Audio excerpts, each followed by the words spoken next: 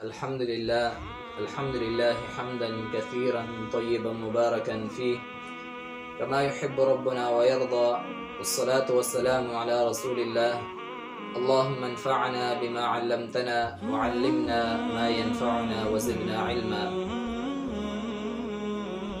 میرے معزز سامعین، آج کا ہمارا موضوع ہے کہ پہلوان کون ہے، حقیقی پہلوان کون ہے۔ آئیے معلوم کرتے ہیں کہ حقیقی پہلوان کون ہے۔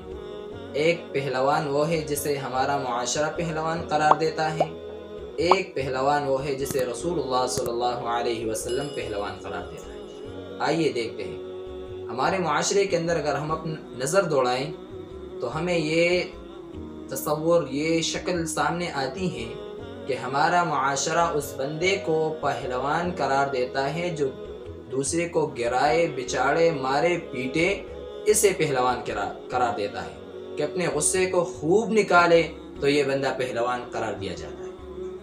لیکن رسول اللہ صلی اللہ علیہ وسلم پہلوان اس بندے کو قرار دیتا ہے کہ جب اسے صحیح خوب غصہ آ جائے، اپنے غصے کو قابو میں رکھتا ہے، غصہ نہیں کرتا ہے، غصے کو پی لیتا ہے۔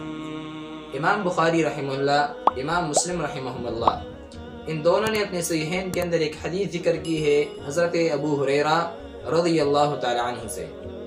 بیان کرتے ہیں کہ رسول اللہ صلی اللہ علیہ وسلم نے فرمایا، لیس الشدید بالسرعہ انما الشدید الذی یملک نفسہ عند الغضب، کہ پہلوان وہ بندہ نہیں ہے کہ دوسرے کو گرائے، بچاڑے، مارے، پیٹے، یہ پہلوان نہیں ہے۔ رسول اللہ صلی اللہ علیہ وسلم فرماتے ہیں حقیقی پہلوان وہ بندہ ہے کہ جسے غصہ آ جائے تو وہ اپنے غصے کو قابو میں رکھتا ہے، غصہ نہیں کرتا، غصے کو پی لے جاتا ہے۔ سامعین، تو ہمیں ظاہر ہوا کہ حقیقی پہلوان کون ہے۔ یہ نہیں ہے جسے ہمارا معاشرہ پہلوان قرار دیتا ہے کہ صحیح بندے کو مارے، پیٹے، غصے کے وقت اپنا غصہ خوب نکالے، نہیں، یہ پہلوان نہیں ہے۔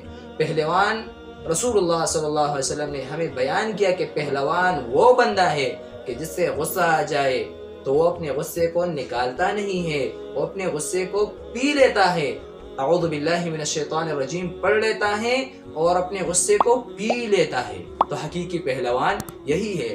رب العالمین نے بھی جب مومنوں کے صفات ذکر کیے تو اس میں ایک صفت یہ بھی ہے کہ والکاظمین الغیظ، کہ مومن تو وہ ہوتے ہیں کہ اپنے غصے کو پی لے جاتے ہیں، جب انہیں غصہ آتا ہے تو غصہ نہیں کرتے، اپنے غصے کو پی لے جاتا ہے۔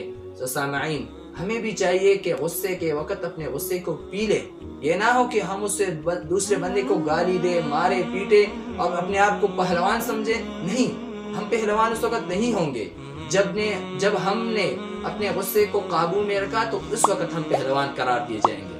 اللہ رب العالمین سے دعا ہے کہ اللہ رب العالمین ہم سب کو قرآن اور حدیث کو سمجھنے اور اس پر عمل کرنے کی توفیق عطا فرمائے۔ وما توفیقی الا باللہ۔